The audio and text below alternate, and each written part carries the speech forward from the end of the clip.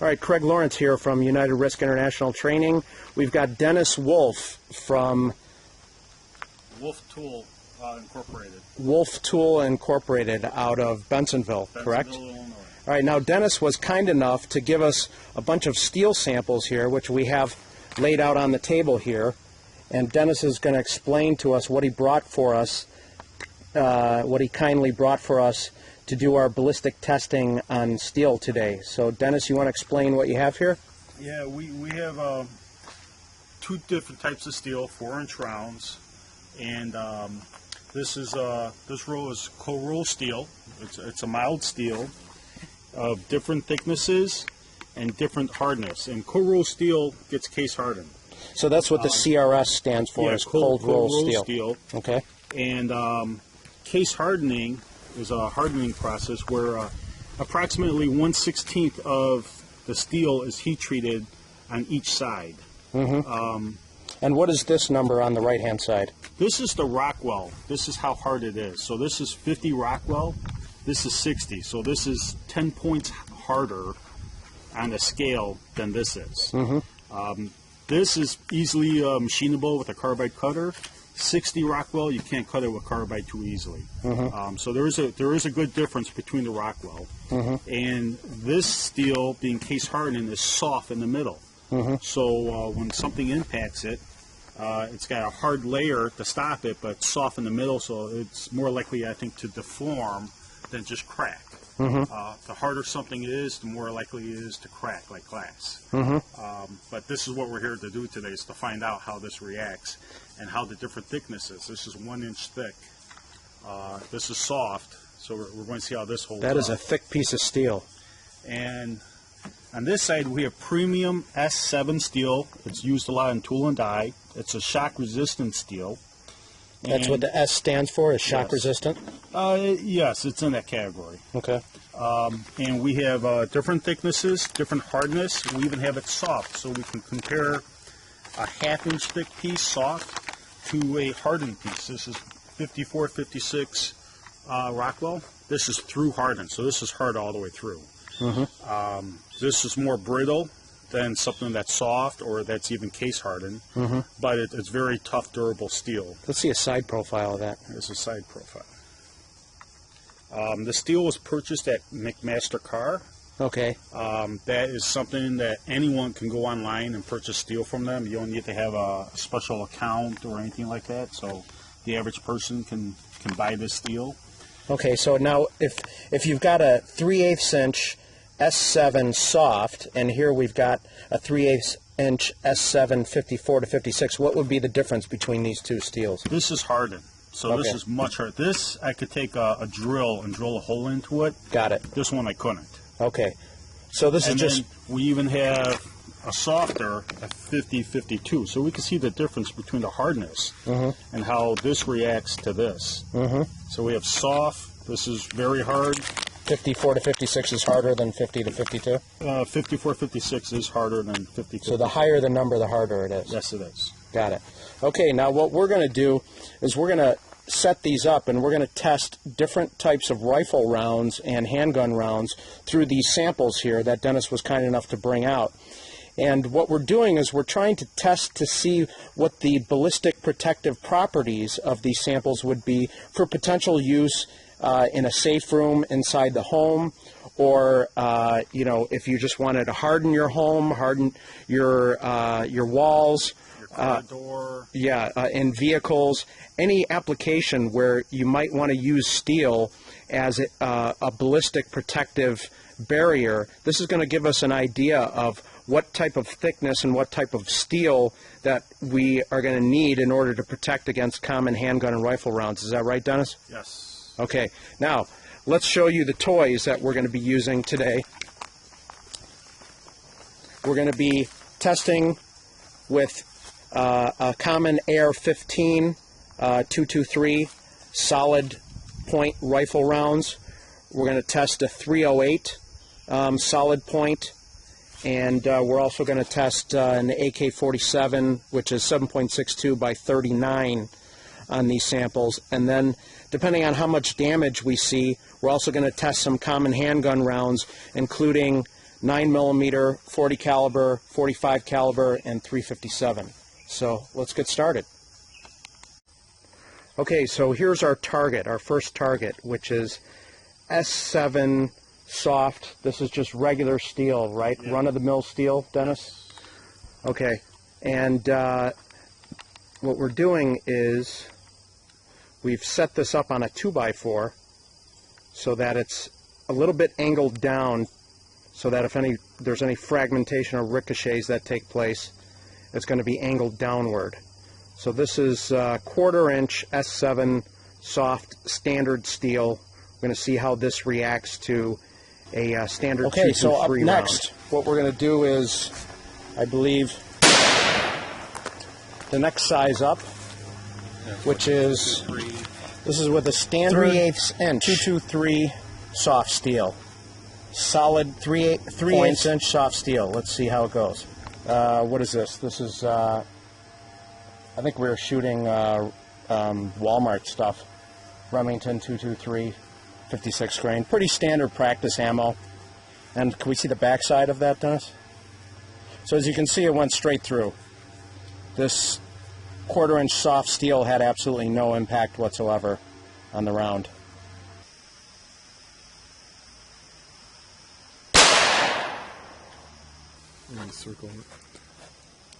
Okay, so here's the 9mm. Surprisingly, the 9mm was stopped, dead on arrival. So now we're going to go up the handgun scale and we're going to go to a 40 caliber. Absolutely no impact on the rear side. It looks like it was stopped dead in its tracks. So let's try this again.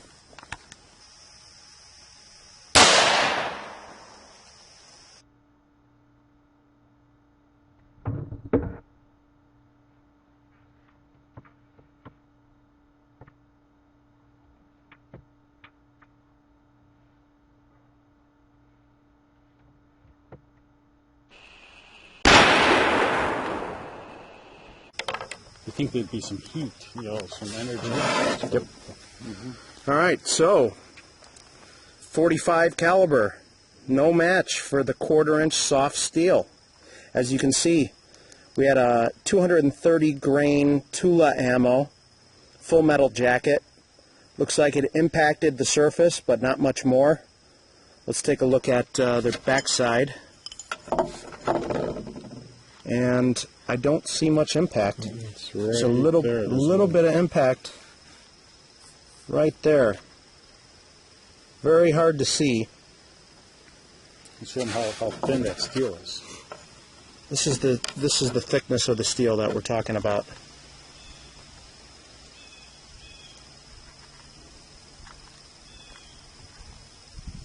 Okay, so we're going to try our last handgun round here, 357 Magnum, and see what effect that has.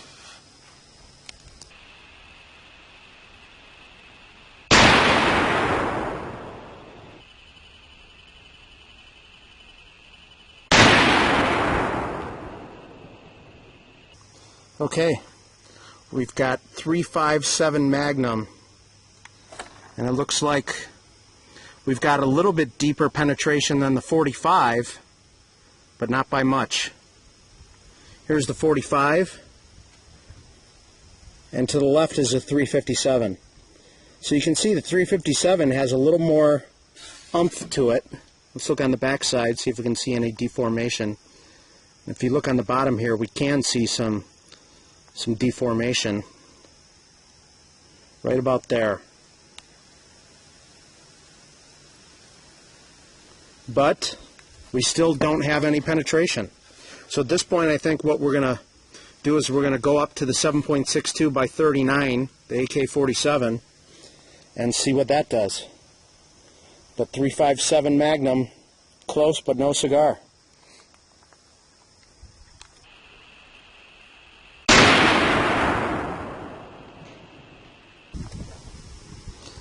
All right, 7.62 by 39.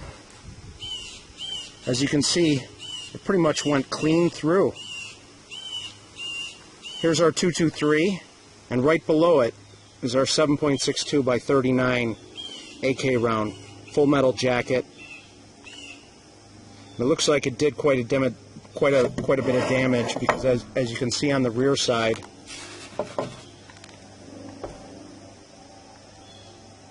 see if you can see that.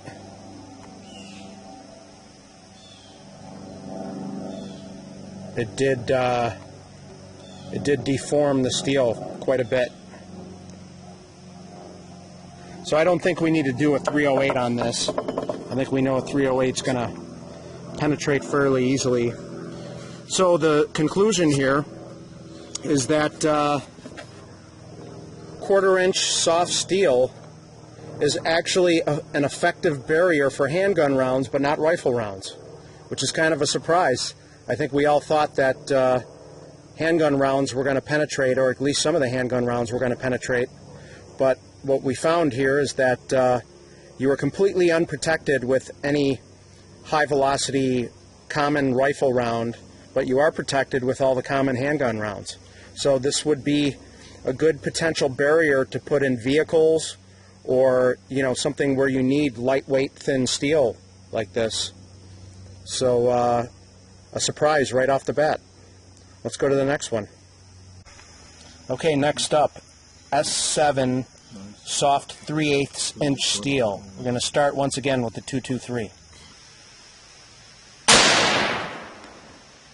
Okay, so 223 did not penetrate all the way through. Looks like we got close, but no cigar. Here's the rear.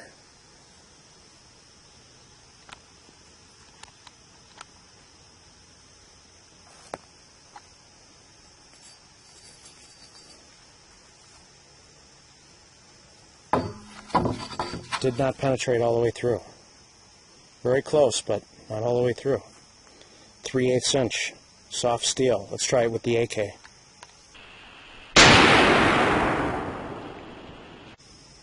Okay, so the 7.62 by 39 AK did not penetrate. As you can see from here, it didn't even get as far as the 223, which is surprising, because the AK has the reputation for being excellent at penetrating barriers, but as you can see, it did not penetrate as far even as the 223 on this 3/8 inch steel. Here's a 223, here's a 7.62 by 39. As you can see, it's not as high. The amount of penetration that we've got, not as high on a 3/8 inch. So what we're going to do now is we're going to try 308. See what happens.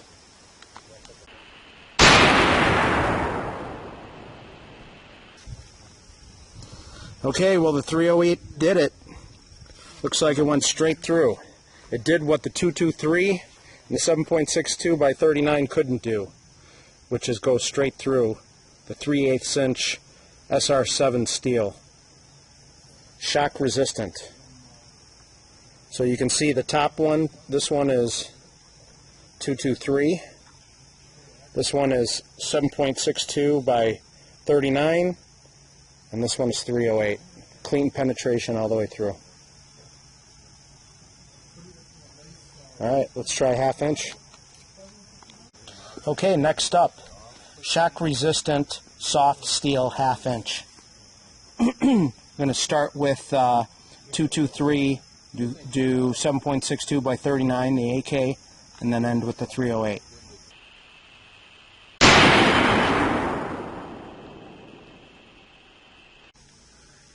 Okay, 223 on 1/2 inch shock resistant 7 steel. No match, as we expected. Here's the front side, here's the back side.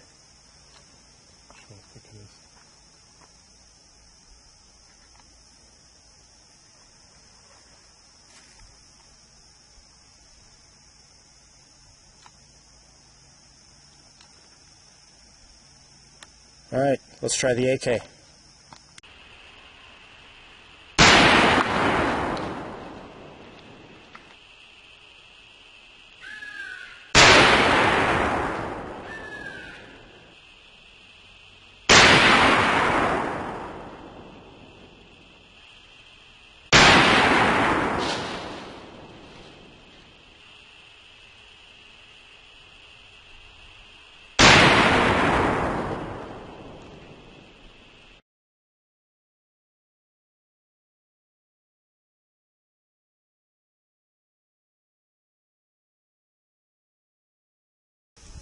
All right, 308.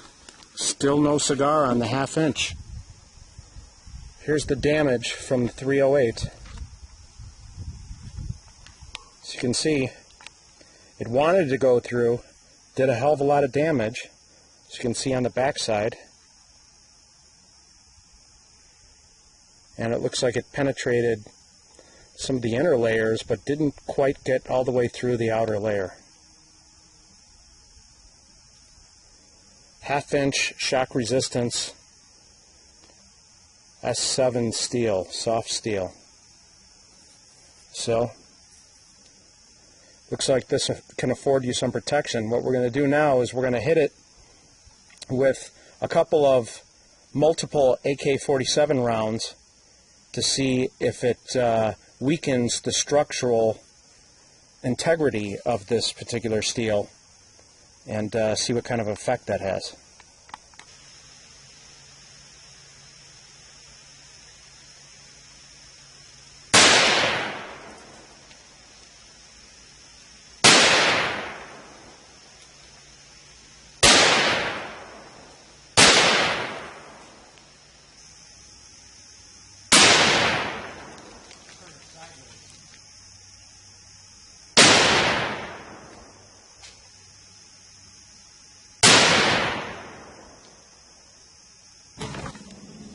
Okay, multiple shots of 308. As we can see, we have penetration. Looks like we went through the same hole, the 308 with the scope. And you can see on the back it lost some of its integrity, the crack. So multiple shots of 308 will penetrate 1/2 inch steel. Alright, so right now we're going to go to cold rolled steel, which is just a standard ordinary steel, versus the shock resistant steel, which is what we were just shooting. So right now we're going to go with the, what's the thinnest cold roll you got? 3/8. So we're going to do 3/8 cold rolled steel. And then we'll go to the 1/2 inch and see what kind of results we get.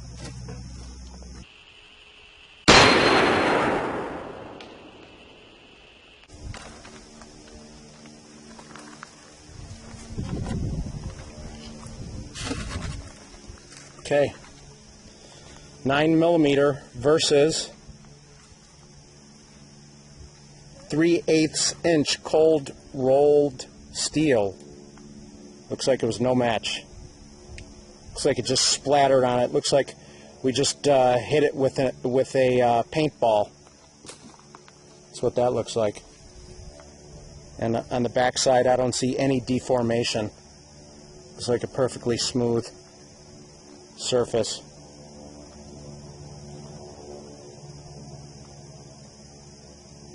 All right, let's go right to the 223.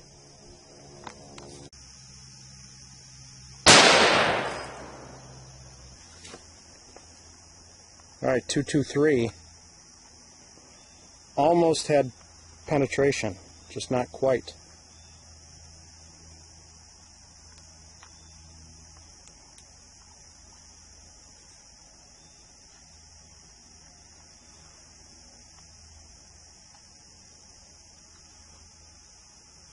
All right, let's take one more 223 round and then go to 308.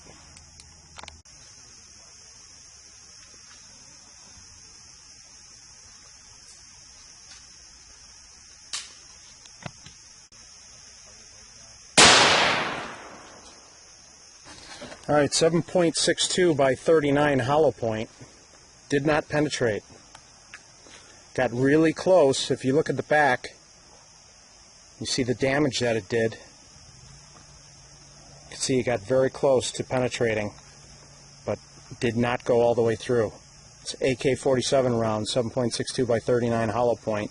We're going to look for some solid point to see if that would make a difference, but so far it looks like the 223 has it on this particular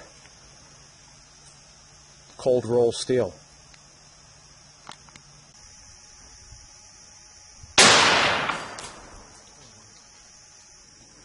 Alright, so we hit this with a solid point, 7.62 by 39.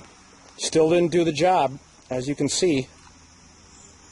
These two rounds right here, even though they were weakened by being such in close proximity to the last shot, still did not penetrate all the way through. Close, but no cigar.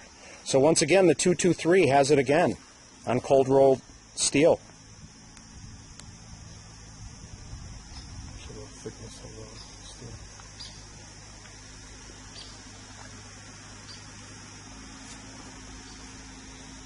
Or what?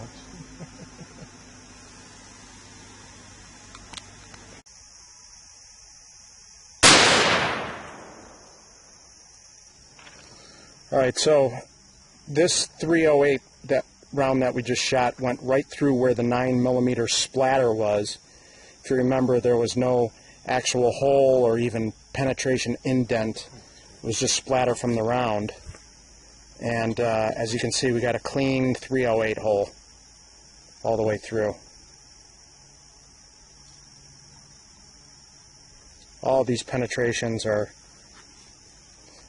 the one where it says 7.62, that was 308 as well. So it looks like 7.62 by 39 is the loser on this one, as well as any handguns.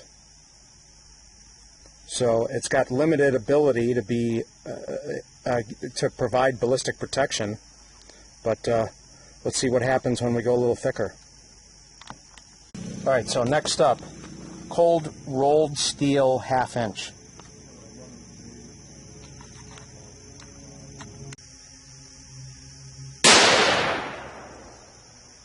Okay, this is what, 1/2 inch? 1/2 inch cold rolled steel. 1/2 inch cold rolled steel with the 223, no penetration. Here's the reverse side.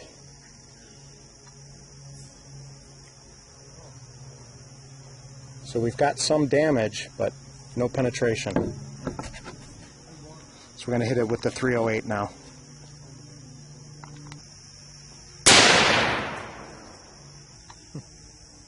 All right, here's 308 is the second shot right here. No penetration. Almost. You can see that it's just starting to come through the last layer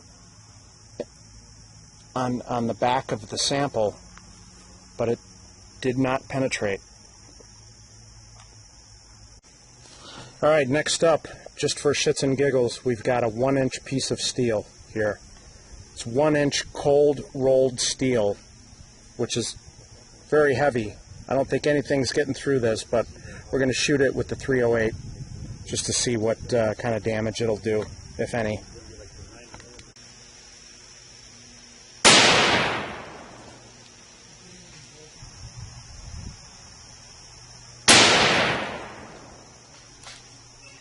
All right, 308 through 1 inch steel.